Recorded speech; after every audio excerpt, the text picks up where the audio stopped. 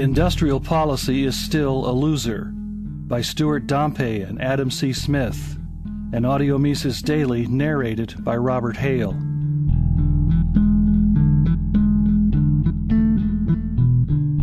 Joesph Stiglitz, 2001 Nobel laureate in economics, wants to revitalize industrial policy through greater government intervention in favoring certain technologies over others.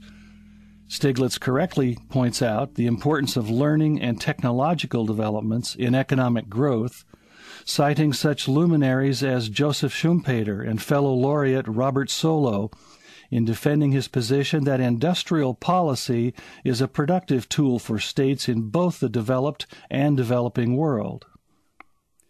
Stiglitz's emphasis on development through innovation and technology is noteworthy, if for no other reason than it shows that mainstream economics is finally moving beyond archaic models of development, where the panacea for developing nations was to airdrop schmoo capital on an economy and wait for the catch-up effect to lift them out of poverty. All the same, Stiglitz's reimagining of industrial policy has the same weaknesses as these earlier models in desperate need of retirement. Reframing the issue from picking winners to picking ones with positive externalities does nothing to resolve the fundamental critiques of centrally planned allocation. Simply put, governments have neither the knowledge nor the incentives to successfully promote industrial policy. Invoking the importance of ideas, Stiglitz puts forth a classic public goods argument where new ideas have large positive externalities and will therefore be underprovided. The focus is not just on new ideas, but on learning, and especially learning by doing, another nod to the work of Solow. To quote Professor Stiglitz, "The point of industrial policy is not to pick winners at all. Rather, successful industrial policies identify sources of positive externalities, sectors where learning might generate benefits elsewhere in the economy." There is a lot going on in this statement that needs to be unpacked. Most importantly, how are these positive externalities to be identified and valued? Many firms will credibly claim they can do a better job if only they had more money and a bit more time. How would an observer determine which firms have the most to learn?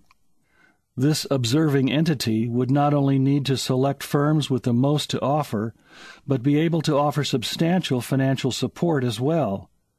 Accordingly, a central pillar of Stiglitz's proposed industrial policy is privileged access to credit and subsidized loans.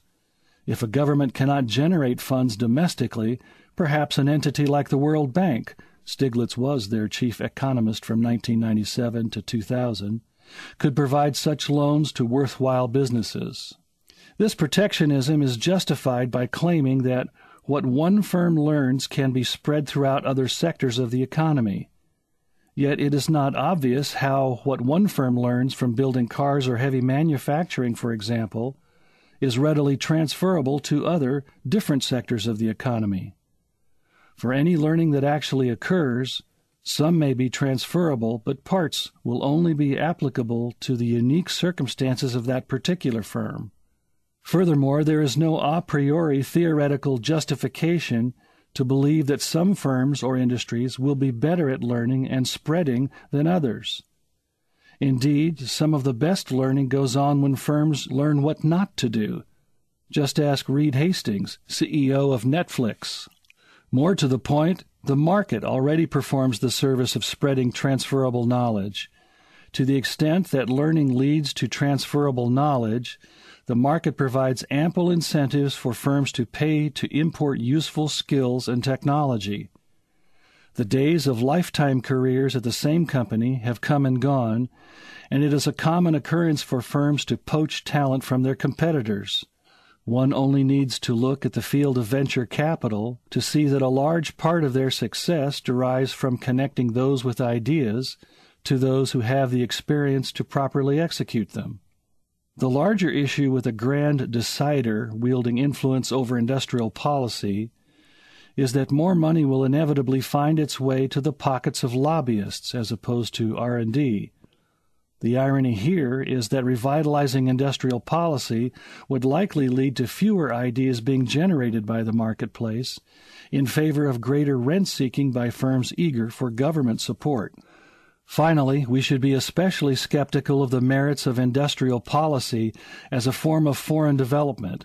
We must remember that many countries suffer from poor institutions and corruption.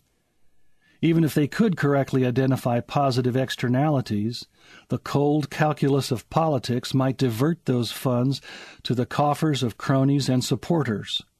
The poor of the world need free and open markets that draw in foreign investors, not greater control by kleptocrats doling out favors on the public dime. Giving these governments a veneer of theoretical respectability to their looting of public coffers is more likely to benefit Swiss bankers than aid in opportunities for the poor. Stiglitz's idea of industrial policy should go the way of Netflix's mercifully brief experiment with Quickster. The market already provides a powerful means of encouraging firms with something to offer. In that, even a nobleist has much to learn.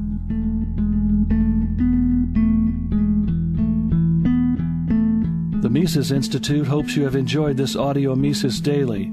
For a world of free market literature, media, and discussion, visit Mises.org.